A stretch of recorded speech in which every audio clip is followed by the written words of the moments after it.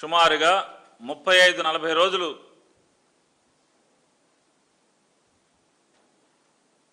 పగలు రాత్రి తేడా లేకుండా పోలీసుల చుట్టూ రోదిస్తూ తన కొడుకు జీవించి ఉన్నాడా లేదా మరణించాడా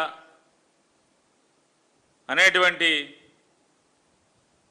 మీమాంసతో కొట్టుమిట్టాడుతూ కడుపు కోతతో ఆవిడ నరకప్రాయంగా తిరుగుతుంటే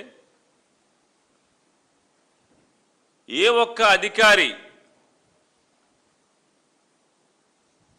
ఆ స్టేషన్ హౌస్ ఆఫీసర్ అయినటువంటి నాగరాజు గారు కానీ లేదా ఏసీపీ గారు కానీ లేదా డీసీపీ గారు కానీ లేదా సిపి గారు కానీ అంటే కమిషనర్ ఆఫ్ పోలీస్ కానీ డిప్యూటీ కమిషనర్ ఆఫ్ పోలీస్ కానీ లేదా అసిస్టెంట్ కమిషనర్ ఆఫ్ పోలీస్ కానీ లేదా సంబంధిత స్టేషన్ హౌస్ ఆఫీసర్ గారు అయినటువంటి నాగరాజు గారు కానీ ఏ ఒక్కరూ కూడా స్పందించలేదు.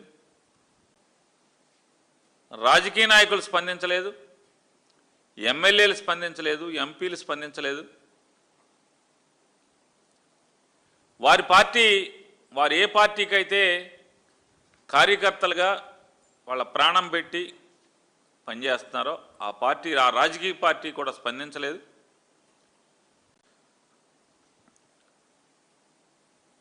సరే, మేము వైఎస్ఆర్ కాంగ్రెస్ పార్టీ స్పందించిందో లేదో ఇక భగవంతుడికి ఎరుకది. ఇవాళ చంద్రబాబు నాయుడు గారు 40 రోజుల తర్వాత గాదే విజయలక్ష్మి గారు తల్లిగారు, సాయికృష్ణ గారి తల్లిగారు అనేటువంటి గాదే విజయలక్ష్మి గారిని పుట్టెడు శోకంతో బతికున్నాడో తెలియనటువంటి లేదా బ్రతికి చచ్చిపోయాడా, చంపేశారా, బ్రతికే ఉన్నాడా, జీవోత్సవంలాగా ఉన్నాడా, ఏ పరిస్థితి కూడా అర్థం కాని స్థితిలో ఉన్నటువంటి రోధిస్తున్నటువంటి ఆ తల్లిగారిని చంద్రబాబు నాయుడు గారు తన ఇంటికో తన దగ్గరకో పిలిపించుకుని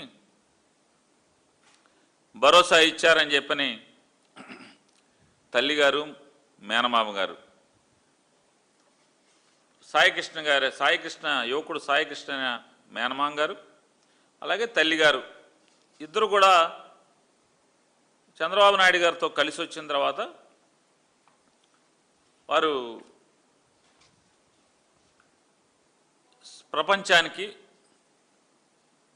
ఇన్నాళ్ళు తమకు అండగా ఉన్నటువంటి కొన్ని మీడియా ఛానల్స్కి వారు చెప్పారు, ప్రపంచానికి చెప్పారు.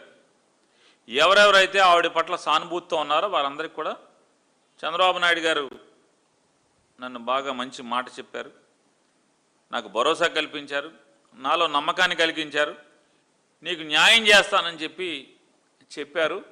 నేను నమ్మకంతో ఇంటికి వెళ్తున్నాను అని చెప్పి వారు చెప్పారు. సంతోషమే.